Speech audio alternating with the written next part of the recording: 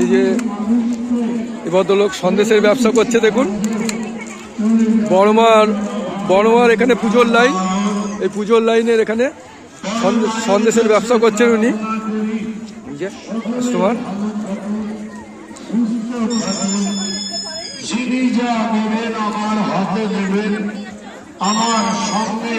এই দাদাভাই সন্দেশের ব্যবসা করছে, দেখতে পাচ্ছি।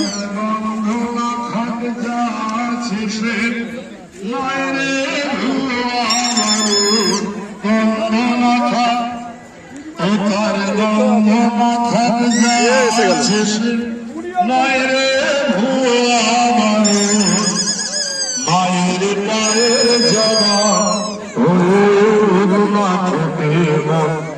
আমার মায়ের পায়ের জগা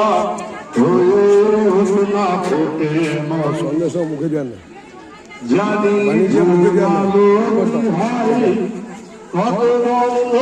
ছড়াই দাদাভাইকে পেয়ে গেছি। দাদাভাই কোথা থেকে আসছেন, কি নাম আপনার? জয়নগর। জয়নগর থেকে আসছেন। আপনার কি নাম? পিন্টু নস্কর। হ্যাঁ, পিন্টু নস্কর। পিন্টু নস্কর। আচ্ছা, এই সন্দেশের ব্যবসা করছেন, মানে এটাই আমার জীবিকা। এটাই কতদিন ধরে করেন? এটা আমাদের তো প্রায় জন্ম থেকে, আমাদের জ্ঞান স্বরূপ থেকে ব্যবসা। আচ্ছা আচ্ছা, এই যে এই সন্দেশ ব্যবসা, মানে ও যে সন্দেশ হয় এর যে দুধ বা এগুলো কি নিজেদেরই উৎপন্ন, মানে নিজেদের খাটাল টাটাল আছে? আচ্ছা আচ্ছা, আমাদের নিজেদের সব। 30 টাকা প্যাকেট, 50 টাকা প্যাকেট।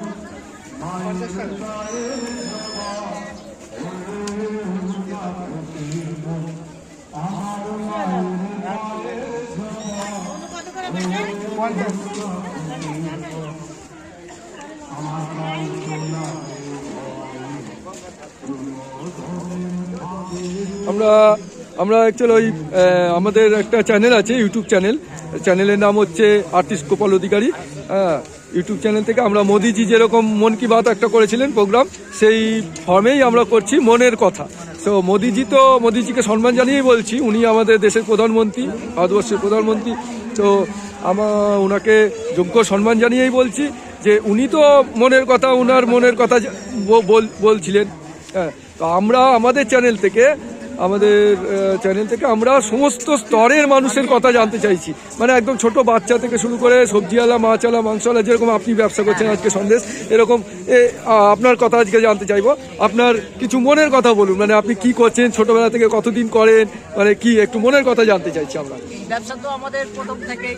আচ্ছা, এবার আমাদের জ্ঞান স্বরূপ থেকে এই ব্যবসা, লেখাপড়াশোনা ছেড়ে দেওয়ার পরে তারপর থেকে এই ব্যবসা আরম্ভ করি। আচ্ছা, এই ব্যবসা আমাদের জীবিকা। আচ্ছা, আমরা বিভিন্ন জায়গায়ও যাই, তারকেশ্বরেতেও বসি। তারকেশ্বরে 1 নম্বর রাজবাড়ির গেটে। আচ্ছা, ওখানে আমার দোকান। আচ্ছা, শ্রাবণ মাস ভোর আমি ওখানে থাকি। আচ্ছা আচ্ছা আচ্ছা। তারপর কচুয়া লোকনাথ বাবার ওখানেও যাই। আচ্ছা, বর্ধমান, বিভিন্ন জায়গায় আমরা মেলা করি। আচ্ছা, বিভিন্ন জায়গায় যান। হ্যাঁ, এই বড়মার কাছে আমি শনিবার আর রবিবার করে আসি।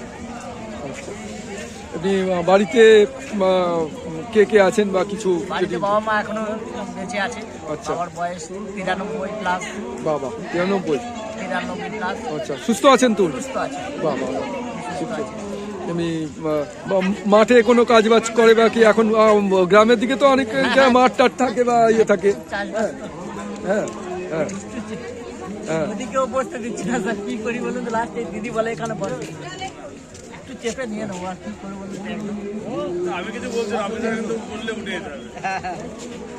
আর খুব সংকটে বসতে দিচ্ছে না কেউ, লাস্টে দিদি বলে আসতে পারছি।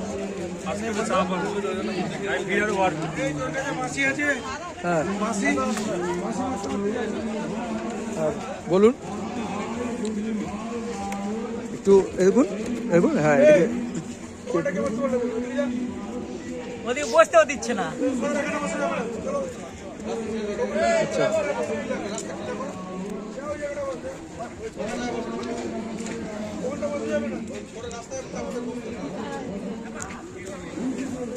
আচ্ছা, এই হচ্ছে কথা।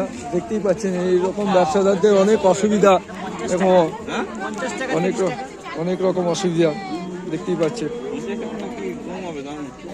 পিস আছে, ওটা 50 টাকা, এটা 30 টাকা। পুলিশ প্রশাসনের লোক এসে এখানে বলছে বসতে দেওয়া যাবে না, রাস্তার পাশে উনি বসছে, একটু প্রবলেম যেহেতু হচ্ছে। 50। তারপরে হ্যাঁ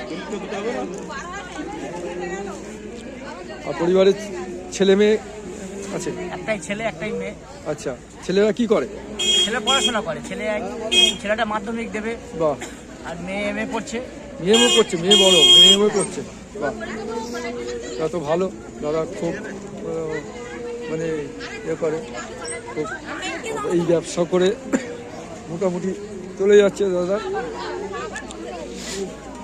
ঠিক আছে, আপনি ব্যবসা করুন, হ্যাঁ ব্যবসা করুন, আপনার মনের কথা শুনলাম। আর মানে কিছু মানে সরকারের তরফ থেকে বা কোনো না, না, তরফ না। থেকে কিছু কিছু সুবিধা পেলে ভালো হয়, বা কিছু সেরকম কিছু সে তো অবশ্যই এই এর উপর তো ব্যবসার উপর তো আমার এই জীবিকা। আচ্ছা সরকার থেকে কিছু ফেসিলিটি পেলে তো উপকৃত হবো, কিন্তু কই পাচ্ছি কই।